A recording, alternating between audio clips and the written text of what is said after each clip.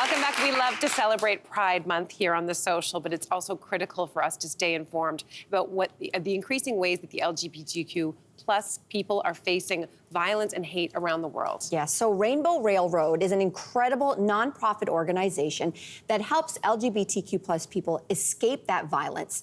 That was being founded in 2006, and they have helped over 7,600 individuals find safety. We are thrilled to have the CEO of Rainbow Railroad here to talk all about this urgent work, Kimahli Powell. Welcome to the show. Thanks for having me.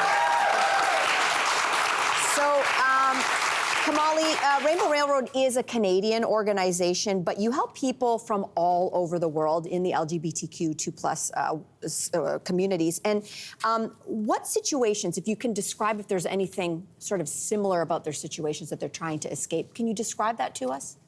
Absolutely. We've been talking about, pride and backlashes earlier today. And, we think about what protections we have here in Canada, but around the world, there are 67 countries that criminalize same-sex intimacy. That means there's 67 countries that determine that you are a criminal just because of who you are, who you love. And what that means for us is that there's people around the world. This year, we've received over 4,000 requests for help from people from multiple countries who are facing imminent danger and reaching out for us for help. Well, let's talk a little bit more about that, because Rainbow Railroad recently has seen a massive spike for help in Uganda, where severe anti-gay legislation was actually just passed. Many people may have heard about it. In some cases, that may even include the death penalty. Can you walk us through how you might help a person who's from Uganda coming to you for help? Yeah, the thing that's disturbing about the Uganda law is that it does impose a death penalty. And so just think about that. Imagine being imposed a death penalty just for being LGBTQI+. So when these situation occurs, Rainbow Railroad does 5 things. And the way I like to describe our work is VITAL. And VITAL stands for verify. We verify all the cases that come to our system and identify people to help with our partners around the world. We initiate a program for those individuals looking at possible ways to help them find safety. The most crucial thing we do is travel. We actually initiate and facilitate the travel of the individuals. But then we also have to advocate, like in Uganda, for governments like Canada to accept people and resettle. And then, of course, we're constantly learning about the work we do as well. So that's what we do for all of our cases. And what we're looking at in Uganda is how we can find emergency resettlement here in Canada. Refugees come to this country for all kinds of reasons, but what are the unique experiences and requirements for someone from the LGBTQ2+ community who is trying to flee their home country? Yeah, Canadians are really welcoming, and we have experience of what it's like to receive refugees from war-torn situations, whether it be Syria or more recently Ukraine. When an LGBTQI+ person is seeking safety, they're usually fleeing from their families or communities. It's a very lonely experience, a very isolating experience. Usually they have to run from neighboring countries. So for Uganda, they're fleeing first to Kenya, that also criminalizes same-sex intimacy, waiting for resettlement. So it's a very isolating experience. And then when they resettle, they're sometimes initially resettling in the same communities that persecuted them from abroad.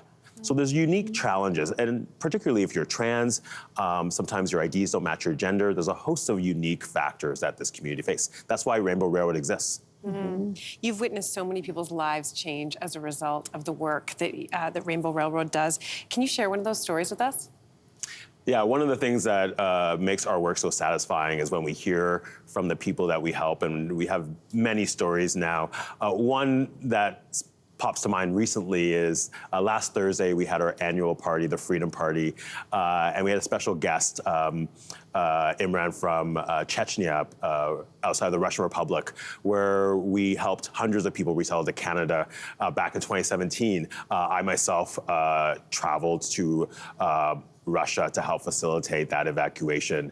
And it was really remarkable hearing from him talk about his life 6 years later. He works at TD Bank, who happens to be one of our supporters, and is now a Canadian citizen, and escaped really deep persecution, is now thriving in Canada. That's a beautiful story. Just last week, actually, the Canadian government announced a landmark partnership with Rainbow Railroad to facilitate the resettling of LGBTQ2+ refugees in this country. This is the very first partnership of its kind in the entire world. So maybe one of the A's in your acronym should be advocacy, because you were front and center in making this happen. So congratulations to that. How did that come about?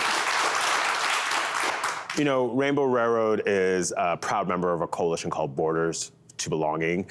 And this has been one of, our and my personal biggest goals is to help identify and refer to the Canadian government people at risk because of situations like Uganda.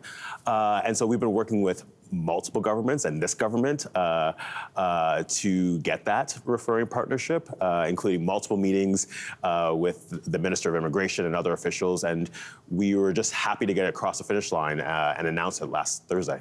It's amazing. You get so many requests for help, but the demand currently outweighs the resources. So how do you see each of our roles when it comes to supporting Rainbow Railroad? So this referring partnership was initiated with this current government, but we worked with the previous government around refugee resettlement, and it's really important that Canadians work with us to keep this partnership alive. So there's three things everyone watching can do. One is let your member of parliament know that you support Rainbow Railroad and this partnership. That will go a long way to making sure that this partnership lasts, not just for today, tomorrow, but well into the future. That's one. The second thing is talk about us on social media. If you're listening and you've never learned about this work before, I think some people will be surprised that there are 67 countries that criminalize same-sex intimacy. If people follow us on social media, that's one way to kind of just spread the word.